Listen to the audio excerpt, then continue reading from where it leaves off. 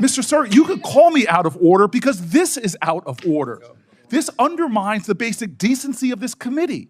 Yes, maybe overrule a Rule 4, but at least address the Rule 4 point of order that senators were elected to debate issues and debate nominees. Nomination is being done. This is reported unbelievable. This is unjust. This is wrong. It is the further deterioration of this committee's integrity. With a person like this, what are you afraid of? Are you afraid of hearing from Chris Coons? From hearing from one of my colleagues? From hearing from Adam Schiff? What is the fear here? There are some people on this committee who are the least firebrand people, and they've walked out. Some of the least controversial people in the Senate, some of the people that worked the hardest to find bipartisan common ground have just walked out of this committee. And ladies and gentlemen, welcome back to America First. If you're new here, make sure to hit that like button and subscribe to the channel because we're bringing you the truth that the mainstream media won't tell you. And while you're at it, head over to our Patreon page at patreon.com/AmericaFirst, where you can support our mission for as low as $5 a month. Today, we're diving into what might be one of the most revealing pieces of footage I've seen in recent months. We're looking at a Senate Judiciary Committee markup session that perfectly encapsulates everything that's wrong with the Democrat Party's approach to governance and their complete disregard for the democratic process when it doesn't suit their political agenda. What you just witnessed, folks, is the absolute height of Democrat hypocrisy and theatrical grandstanding. Senator Booker and his colleagues put on a performance that would make Broadway jealous, complete with dramatic walkouts, appeals to emotion, and accusations of procedural violations. But here's what they don't want you to understand. They're playing by a completely different set of rules when it benefits them. Let me break down what really happened here because the mainstream media is going to spin this as Republicans being unfair and rushing through nominations. Stamp. Neither the committee nor the judiciary is well served by our learned and servile helplessness. I yield back.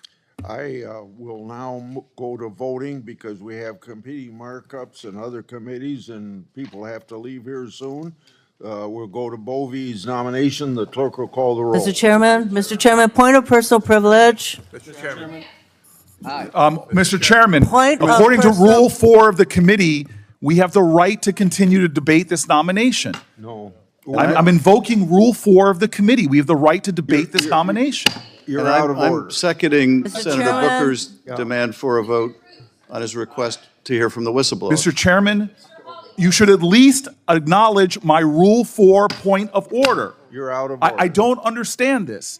What are you afraid of about even debating this? I, by proxy- putting things on the record, hearing from every senator, dear God, that's what our obligations are. It's to state our reasons for debate.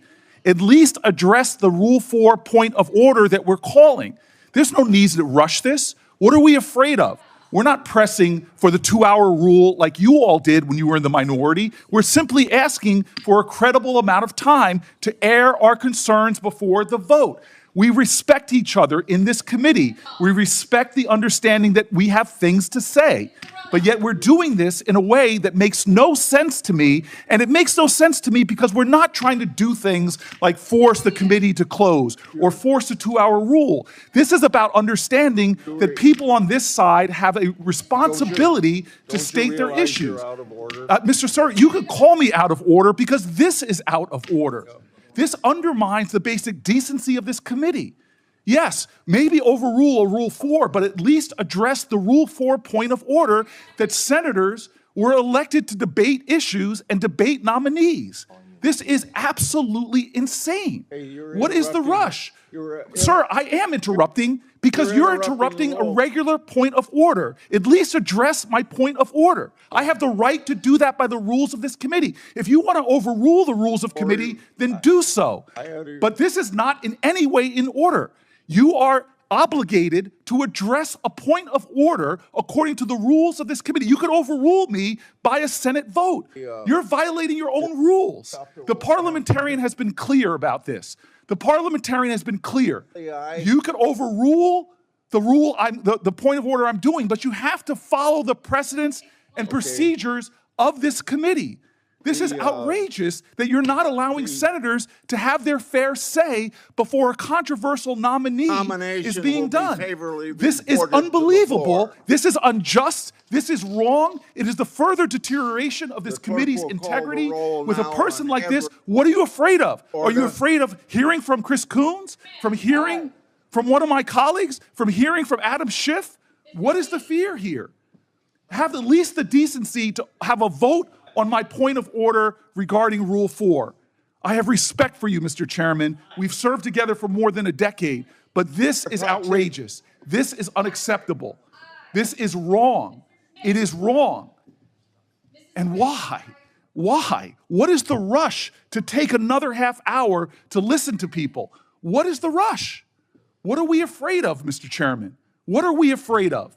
I do not understand why senators can't debate a nominee as we've done when both sides have been in the majority to take the time. What is the thing that you are so afraid of from hearing from my Senate colleagues?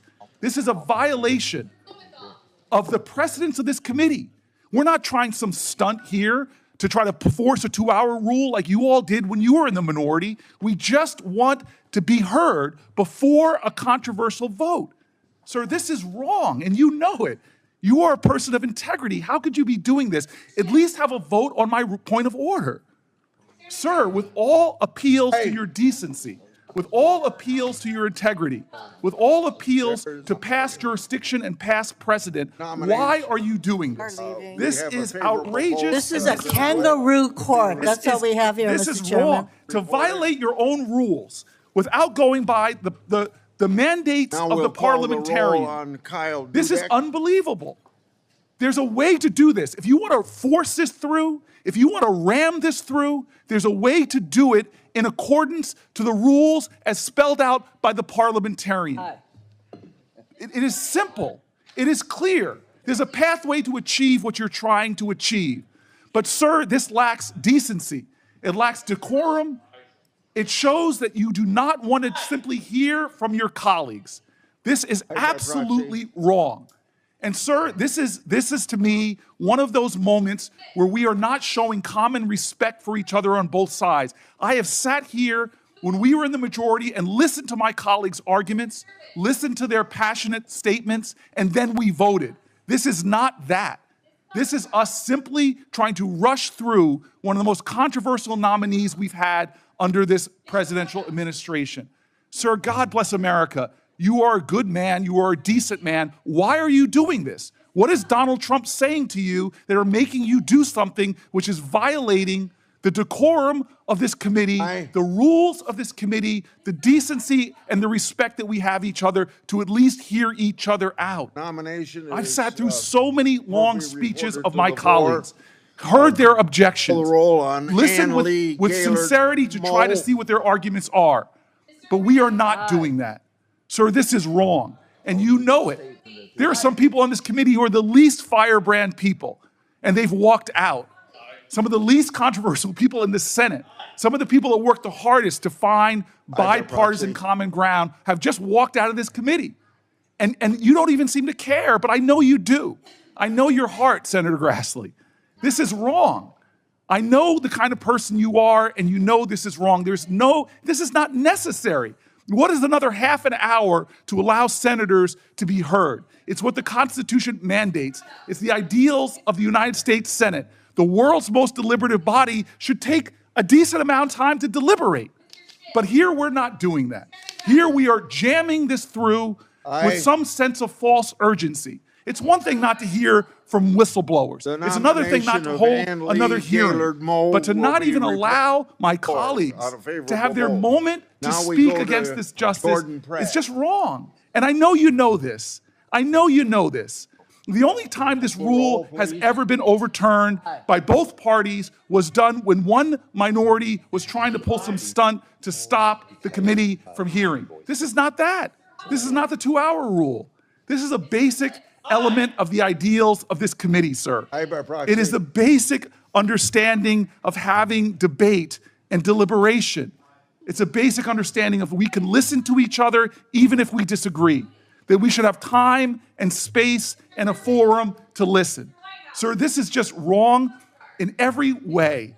It is wrong in every single way. This is an abuse of power. It's an undermining of the well-being and the integrity of this Senate and this committee that I for so long I've been so honored to be a part of.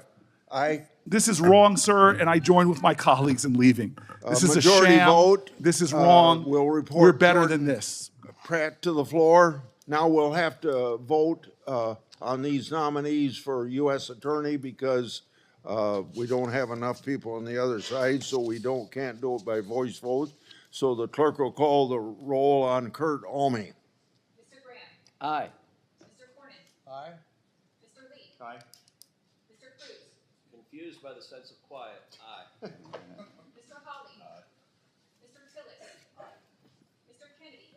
Aye by proxy. Mrs. Blackburn. Mr. Schmidt. Mrs. Britt. Mrs. Moody. Mr. Durbin. Mr. Whitehouse. Mrs. Klobuchar. Mr. Coons. Mr. Blumenthal. Ms. Hirono. Mr. Booker. Mr. Padilla. Mr. Welch. Mr. Schiff.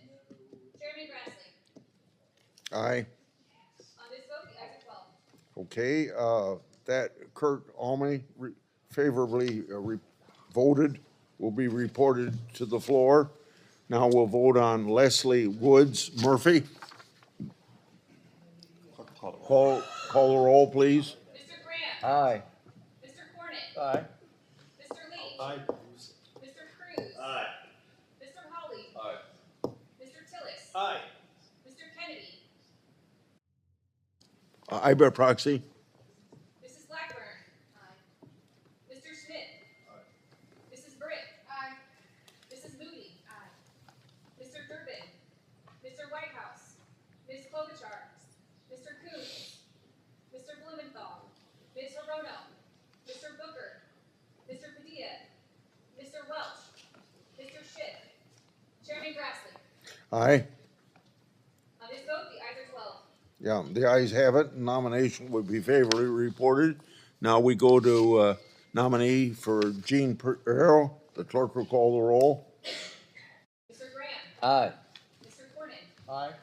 Mr. Lee. Aye. Mr. Aye. Cruz. Mr. Hawley. Mr. Tillis. Aye. Mr. Kennedy. Aye by proxy. Mrs. Blackburn. Aye. Mr. Schmidt. Aye. Mrs. Britt. Aye. Mrs. Moody. Aye. Mr. Durbin. Mr. Whitehouse. Mrs. Klobuchar. Mr. Coons. Mr. Blumenthal. Ms. Hirono. Mr. Booker. Mr. Padilla. Mr. Welch. Mr. Schiff. Chairman Grassley. Aye. On this vote, the ayes are 12. The nomination will be favorably reported to the floor. The last one is, no, I'm sorry. Eric Siebert. Clerk will call the roll. Mr. Grant. Aye. Mr. Cornyn. Aye. Mr. Lee. Aye. Mr. Cruz. Aye. Mr. Hawley. Aye. Mr. Tillis. Aye. Mr. Kennedy. Oh, aye by proxy. Mrs. Blackburn. Aye. Mr. Schmidt. Aye. Mrs. Britt. Aye. Mrs. Moody. Mr. Durbin. Mr. Whitehouse. Ms. Klobuchar. Mr. Coons. Mr. Blumenthal. Ms. Hirono. Mr. Booker. Mr. Padilla. Mr. Welch. Mr. Schiff. Chairman Grassley. Aye. On this vote, the ayes are 12. The ayes have it. Nomination will be favorably reported. Now Kurt Wall for Middle District of Louisiana. Call the roll.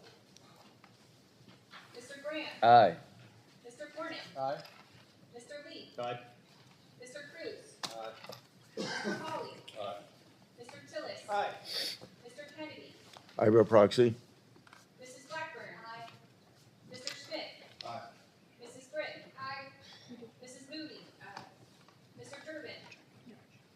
Mr. Whitehouse. Ms. Klobuchar. Mr. Coons. Mr. Blumenthal. Ms. Hirono. Mr. Booker. Mr. Padilla. Mr. Welch. Mr. Schiff. Chairman Grassley. Aye. On this vote, the ayes are 12.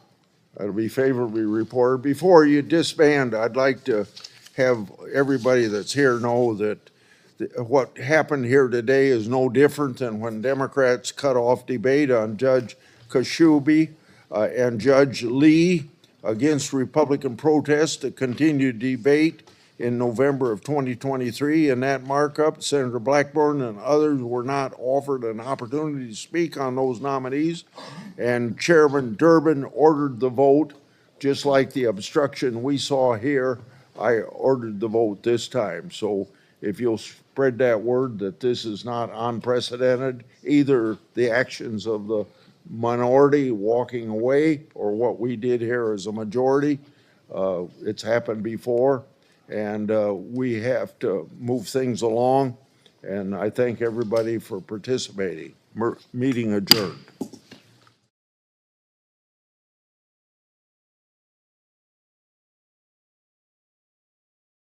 Chairman Grassley, who has served this country with distinction for decades, was simply following the exact same procedures that Democrats used when they were in the majority. This is not some unprecedented power grab. This is standard operating procedure that Democrats themselves established. Remember, these are the same Democrats who for years lectured us about the importance of majority rule and the need to move government business forward efficiently. But now, suddenly, when Republicans are in the majority and trying to confirm qualified nominees to important positions, they want to slow everything down with endless debate and procedural obstruction. Senator Booker's performance here is particularly telling. He's invoking Rule 4 of the committee, demanding extended debate time and making passionate appeals about the Constitution and deliberative democracy. But where was this same energy when Democrats were ramming through their nominees in 2023? Where was this concern for minority rights when they cut off Republican debate on judicial nominees? The answer is simple. It didn't exist because it was politically convenient for them to move quickly then. This is classic Democrat strategy, folks. When they're in power, they lecture us about the need for swift action and efficient government. They tell us that Republican objections are just obstruction and that the people have spoken through elections. But the moment they're in the minority, suddenly every procedural rule becomes sacred, every tradition must be preserved, and any attempt to move forward is an assault on democracy itself. What's particularly frustrating about this entire episode is the way Democrats are framing this as some kind of constitutional crisis. They're acting as if Chairman Grassley is some kind of dictator who's trampling on the rights of senators. But let's be clear about what's actually happening here. These are routine nominations for U.S. attorney positions. These are not Supreme Court justices or cabinet secretaries. These are important positions, yes, but they're positions that need to be filled for the government to function properly. The American people voted for change in the last election. They voted for President Trump's agenda and for Republican leadership in the Senate. Part of that agenda includes putting qualified, conservative prosecutors in place who will actually enforce the law and protect American communities. Every day these positions remain vacant is another day that justice is delayed and communities are left vulnerable.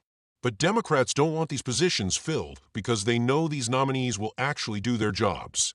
They know these prosecutors will go after the criminals that Democrat district attorneys in major cities have been letting walk free.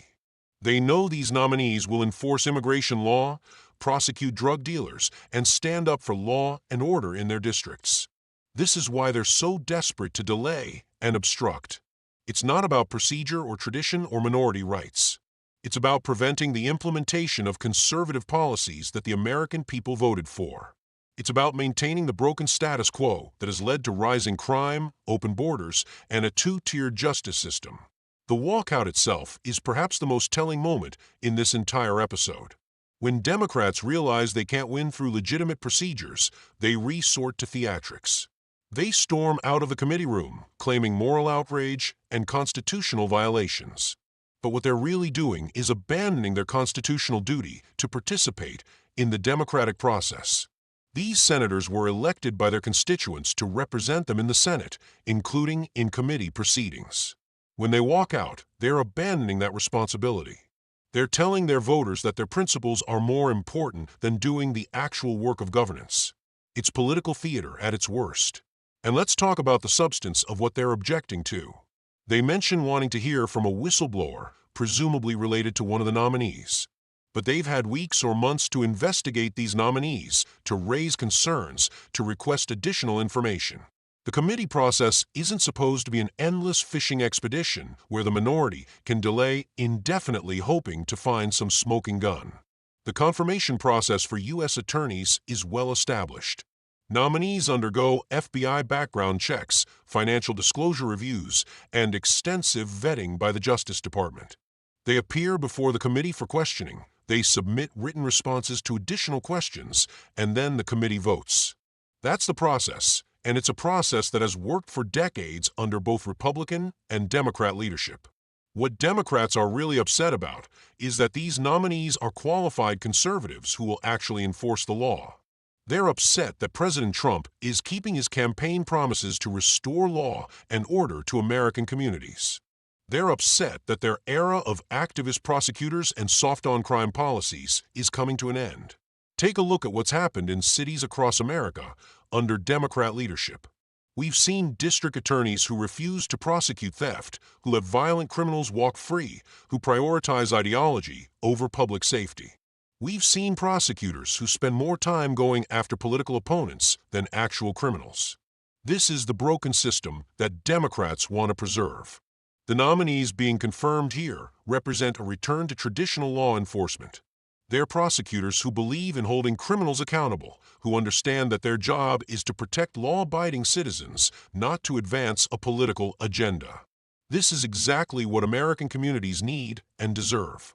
Chairman Grassley's handling of this situation deserves praise, not criticism. He's been a steady, principled leader who has always conducted committee business fairly and efficiently. When he says this is the same procedure Democrats used when they were in the majority, that's not a talking point, that's a fact. And it's a fact that completely undermines the Democrat narrative about procedural violations. The chairman also made an important point about precedent. In November 2023, when Democrats controlled the committee, they cut off Republican debate on judicial nominees in exactly the same way. Senator Blackburn and other Republican senators were not given the opportunity to speak, and Chairman Durbin ordered the vote despite Republican protests. Where was the media outrage then? Where were the claims about constitutional violations? This selective outrage is exactly what we've come to expect from Democrats and their media allies.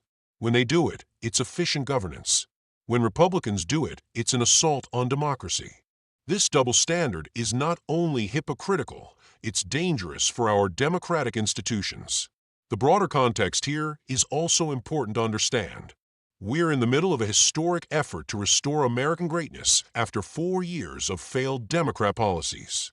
President Trump was elected with a mandate to drain the swamp, secure our borders, and restore law and order. Every day that Democrats obstruct this agenda is another day that American families suffer. These U.S. attorney positions are crucial to implementing the president's agenda. They're the front line in the fight against crime, drug trafficking, and illegal immigration. They're the prosecutors who will hold corrupt politicians accountable and ensure that justice is applied equally under the law. The American people deserve to have these positions filled quickly with qualified nominees. What we saw in this committee markup is Democrats prioritizing political theater over the needs of the American people. They're more interested in scoring political points than in ensuring that our justice system functions properly. They're more concerned with obstructing President Trump than with protecting American communities. This is exactly why Americans are losing faith in our institutions. When senators abandon their constitutional duties for political theater, when they claim procedural violations that don't exist, when they apply different standards based on party affiliation, they undermine the very democratic processes they claim to be defending. The irony here is that Democrats are accusing Republicans of rushing through nominations while they themselves spent 4 years rubber-stamping every liberal activist judge and prosecutor that came before them. They confirm nominees with radical views on crime, immigration, and constitutional law without the same level of scrutiny they're demanding now. Patriots, this is why your voice matters. This is why it's so important that we stay engaged, that we hold our elected officials accountable, and that we support the constitutional process even when it's difficult. The Democrats in this video are counting on you to be discouraged, to give up, to accept their narrative that Republican governance is somehow illegitimate. But we know better. We know that the American people voted for change, and we know that change requires actually implementing new policies with new personnel. We know that law and order requires prosecutors who believe in enforcing the law, not activists who want to transform it. The confirmation of these U.S. attorneys is just the beginning. Over the coming months and years, we're going to see continued efforts to restore American institutions to their proper constitutional role.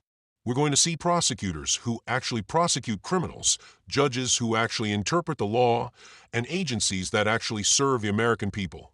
Democrats are going to fight every step of the way. They're going to use every procedural trick, every media narrative, every theatrical gesture to try to stop this restoration. But as long as we stay engaged, as long as we support our elected officials, and as long as we hold firm to our constitutional principles, we will prevail. This committee markup is a perfect example of why we need to stay vigilant. It shows exactly how Democrats operate when they're not in power, and it reminds us why it's so important that they stay out of power. The American people deserve better than political theater and procedural obstruction. They deserve effective governance and qualified public servants. As we move forward, remember what you saw here today. Remember how Democrats responded when Republicans used the exact same procedures they had used. Remember how they prioritize political points over public service. And remember why we fight for conservative principles and constitutional governance. The battle for America's future is far from over, but moments like this show us exactly what we're fighting against.